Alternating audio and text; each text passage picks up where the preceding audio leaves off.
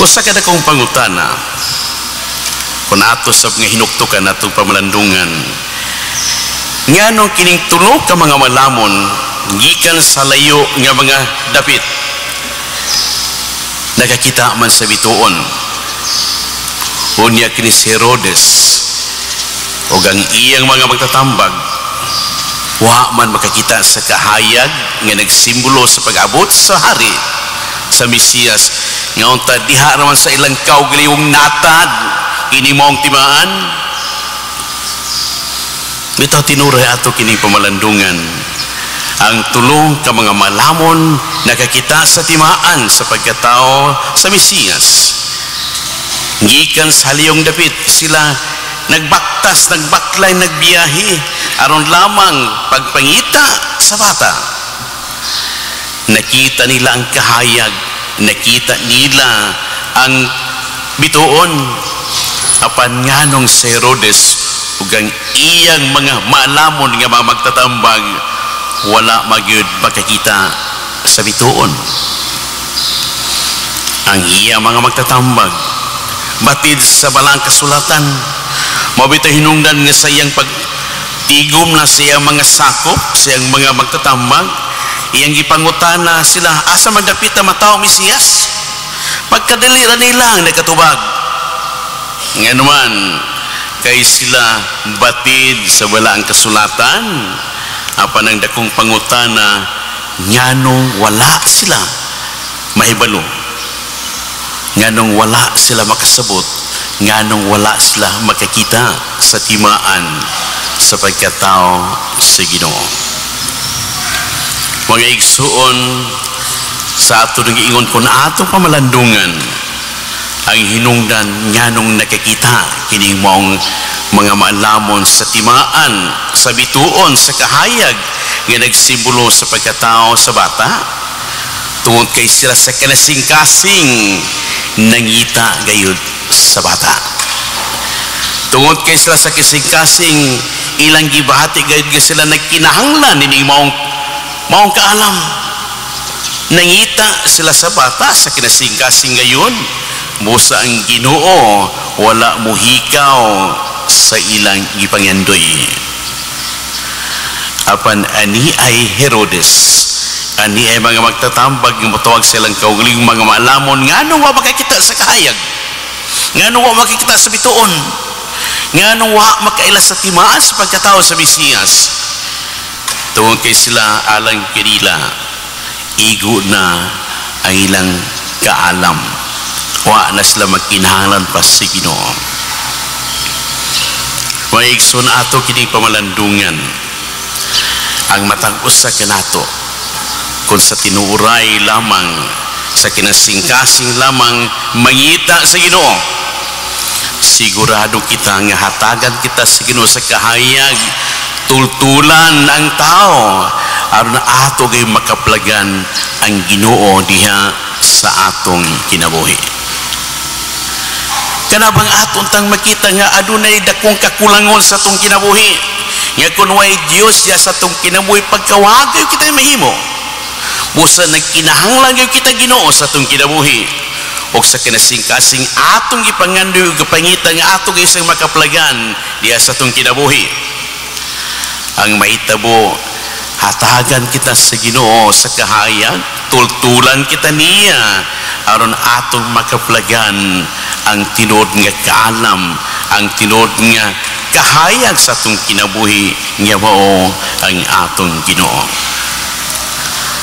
Mangando di ang tao sa kanasing-kasing, kaya lagi tinuoray ang pagdawat ug ang pag-ila sa Ginoo diha sa atong kinabuhi, usa kini ka grasya, usa kini ka grasya, busa angin atong pangayon sa Ginoo. Ginoo, hayagi ug tultuli ako, tudloy ako aron ako makakaplag kanimo diha sa akong kinabuhi, dinhi sa akong kinabuhi, ug kini ihatag gyud sa Ginoo. Mga igsuon, anay tulo ka mga malamon sa ilang kawayan, wa gayud mag-isip sa kaugalingon nga ang kaalam nila igo na, busa nagkinahanglan sila sa tinuod nga kaalam nga mao ang Ginoo. Nangita sila apan siya silang pagpangita dili lisod kaayo alang kanila nga naman nasayod man ang Ginoo sa ilang intensyon. Kinasing-kasing silang nangita mo sa gihatangan sa Ginoo sa giya sa kahayag sa bituon aron ilagay makaplagan ang Ginoo diha sa ilang kinabuhi. Ug mao sab untag kini mga igsuon ang mahitabo sa atong tagsa-tagsa kinabuhi.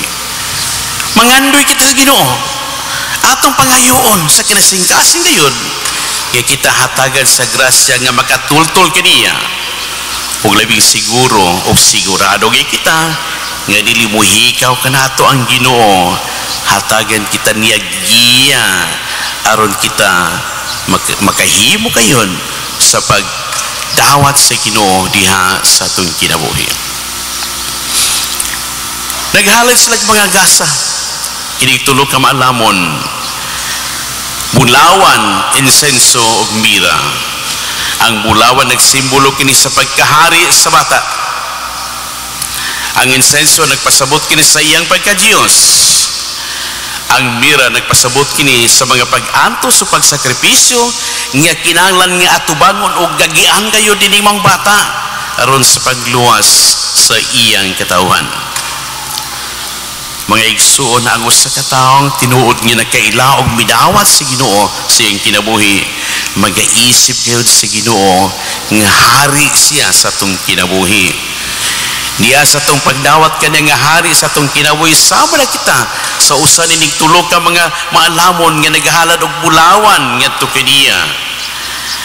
Atong gidawat ang Ginoo hari sa atong kinabuhi. Ingon niyang may tabo kung ang tao sa tinuray o sa kalising-kasing ngayon nagpapuyo sa Ginoo diha sa iyang kinabuhi. Siya na ang hari sa atong kinabuhi. Dili na ako nga sama ni Herodes sa akong pagkahari.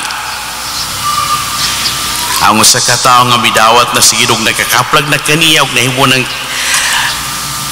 ang Ginoo anha gyud sa kinabuhi sa tao. Sama na kita nagahalad kaniya sa mira